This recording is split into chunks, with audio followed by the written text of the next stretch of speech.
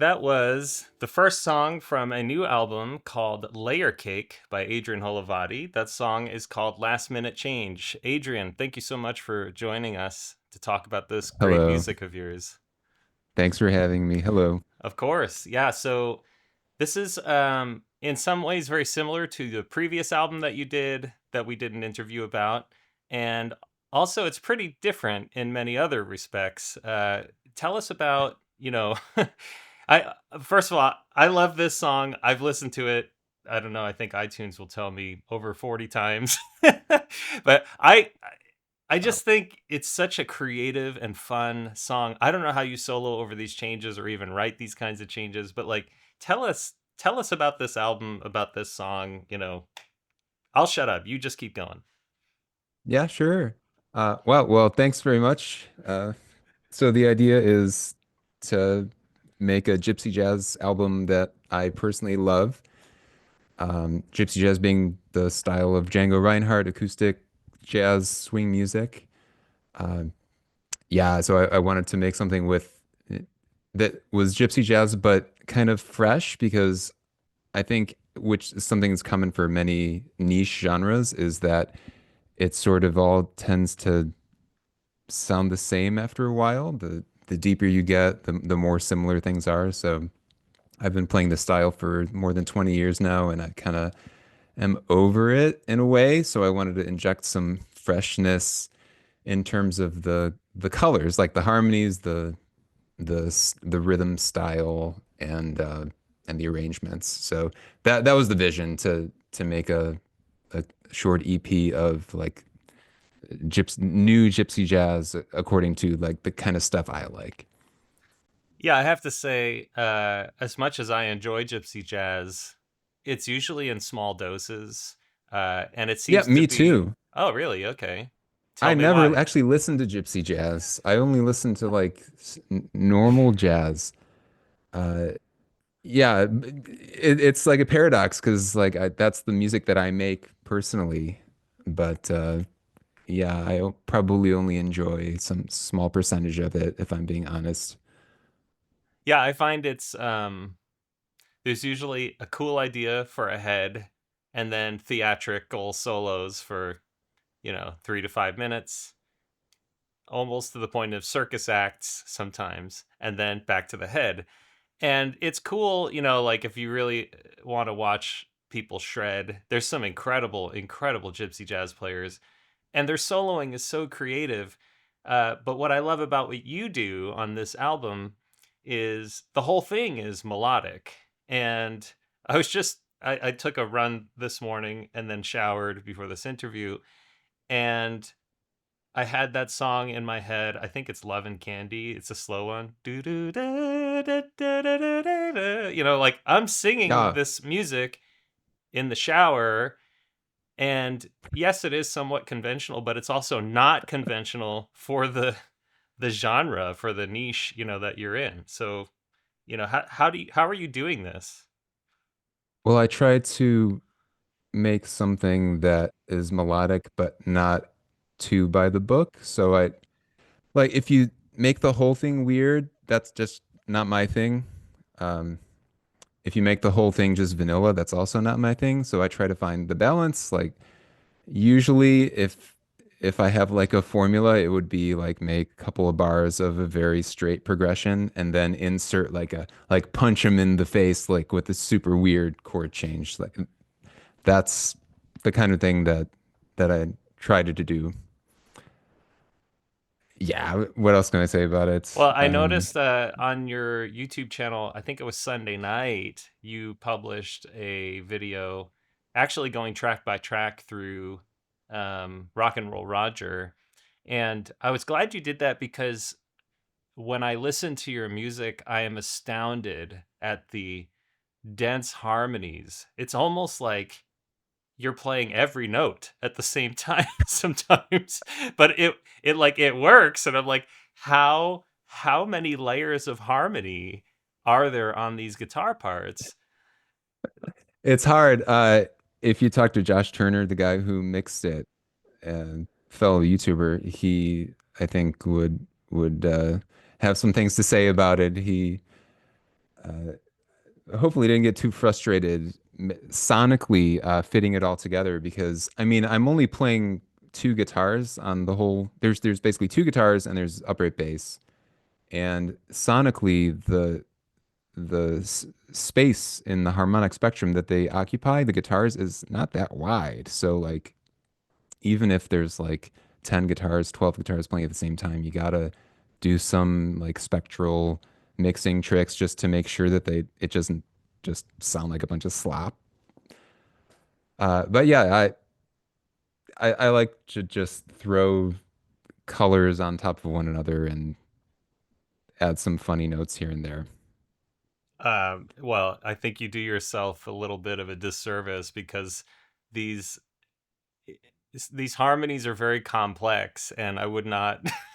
I don't, maybe you're trivializing it a bit, but I don't think I could fit so many notes, so much musical density into a single melodic line. Which song do you think has the most complex set of harmonies or the most layers? Hmm. Mm-mm-mm. They, I think they're all equal. Well, it's only Okay, five, and the whole thing only lasts 13 minutes, so that's true. like It is a quick listen. everyone should just listen to the whole thing and make their own opinion. Uh, I think the one that you just mentioned, Rock and Roll Roger, has uh, that dense harmony thing that you just referred to. It's a little bit deceptive because it's just like 1/4 in terms of the chord harmony, 1/4, but then it goes to a weird thing. It's like kind of inspired by rock, simple changes, but then try to see what I could do layering harmonies on top of that. Let's take a listen to that one so people can get a sense of what we're talking about.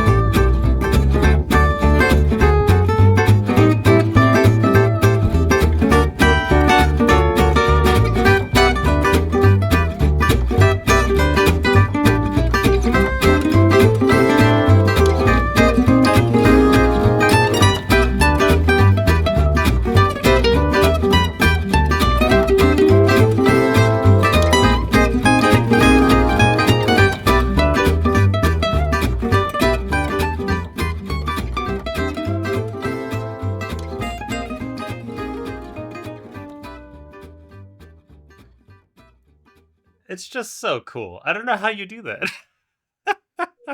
I wish that one were longer. That's one regret I have. Uh, Why? it just like was starting to cook, and then I these things are made totally in the studio. Like Yeah. I make them like in Logic, do the arrangements on the fly, and you're kind of if you work that way, you're kind of stuck with your original backing track. Um, so yeah, I wish I'd done a little bit more planning on this one, but overall, I'm happy with it. Just to be clear, but yeah, Well, I think that's how I feel about the whole album. It's too it is very short. short. It's well, Yeah. when you emailed me and said, "Hey, I have a new thing," I was like, oh, great. And then I listened to it and I was like, wait a minute, is it over? And then but that's what I love about it because I listened to it 3 times in a row, like, Ah, okay. so it occupies sort of the album space, listening to it 3 times. But there's so much in it. It's a very dense musical meal, but it's also that's not in any way pejorative. There's just a lot to enjoy, and I think that's what's great about it. Uh, I think your last album, melodic guitar music, was a generative uh, artwork on the cover. It looks like you might have done something similar on this one as Yeah, well. yeah, same artist made it. Um, I really liked his work with the first one, Roni, so reached out to him again, and he made another algorithmically generated album art. With this time with more of a theme, the layer cake, obviously, with the 5 layers representing the 5 tunes. Yeah. Yeah. We'll see if the third album has the same thing. Maybe it's time for a change, but yeah. Are you gonna do a proper album, like 45-minute kind of thing, or will it be? Yeah, I already started on the next one. Um, I'm kind of thinking of doing a covers album because it's just so much easier. So many decisions have been made for you already. But at the same time, like whenever I sit down to record, it's like, oh, I just got an idea. And then I go down this rabbit hole of my own music. So yeah, it's a little too early to tell. I have kind of beginnings in both covers and my own tunes. But I would like to do a full album. The original plan for this one, Layer Cake, was to do a full album. I had 10 tunes recorded with bass, but the 5 of them weren't up to snuff. They need more work. So they'll come out and see the the light at some point. But I Cool. wanted to, yeah, these 5 kind of worked well together as a single package. Great. And then I'd be remiss if I didn't mention that you're the creator of SoundSlice, the best, the best music notation software on the internet Uh, for sure. well, So thank you. That's my other musical world. Yeah. yeah, tell us what's new on the platform. Before this interview started, you mentioned like a notation import or scanning feature. Why don't you share about that? Uh, yeah, sure. Well, the point of SoundSlice is to help musicians practice any piece of music. You can load in music and you get like a bunch of practice features like the ability to slow down. You can sync source recordings with it, blah, blah, blah. And the new thing is the ability to scan sheet music. A lot of people just have stuff on paper or in a PDF, and we can now like take a photo and extract the music so you can then listen to it, edit it, use our practice stuff with it. Turns out a lot that's useful for a lot of people, like from professionals to amateurs. It's like a whole new world of users for us. Any other big new features that have come out in the last few months? Oh yeah, auto syncing. Like if you have your sheet music and you have a source recording, we can like try to automatically line them up. There's a lot of new features for percussionists, like percussion maps. We add stuff like on a daily/weekly basis. I'm like, frankly forgetting a lot of the stuff. It just like we do it and we move on and we work on the next thing. Well, that's great. Fans of Make Weird Music um, have clicked a lot of SoundSlice links.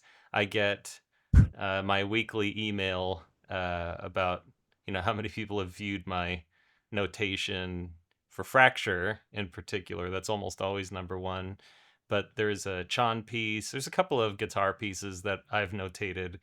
Um, I'd love to talk to you more about some feature ideas I have, which I used to send Always you welcome. long emails. But yeah, if you don't know SoundSlice, go check it out. You can do all of your sheet music on the internet. I use it for composition, songwriting, notation. I do these King Crimson transcription books. And so I'll notate something the way I think it should be and then send it over to the team. And, we fight and argue about how notation should be written. Anyway, so this album, Layer Cake, is available on Bandcamp. It's digital only, right? Digital only, yeah. I Yeah. have no plans on playing it live, although I did play two of the tunes live here in Amsterdam at the BIM House in January at the Django Reinhardt Festival. It was interesting converting these vastly multi-layered things into something for a four-person live band. Uh, that's another conversation. And will you be performing at Django in June in New England, or will? I'm on the faculty, the teaching staff, Uh-huh. not performing. As far as I know, sometimes I get looped in at the last moment. But yeah, Cool. teaching at the in Western Massachusetts next month. It's a great, the preeminent event for this style of music in the US. It's really great. Right on. All right, so let's close with, let's see. We'll close with The Guarded Smile. Adrian, thank you All so right. much for joining for this interview. And again, for anyone who's watching, you can get this album. It's cheap. It's only $6, and it's worth twice that for sure. Uh, so go pick it up on Adrian Holovaty's Bandcamp. The album's called Layer Cake. And here's the last song, The Guarded Smile.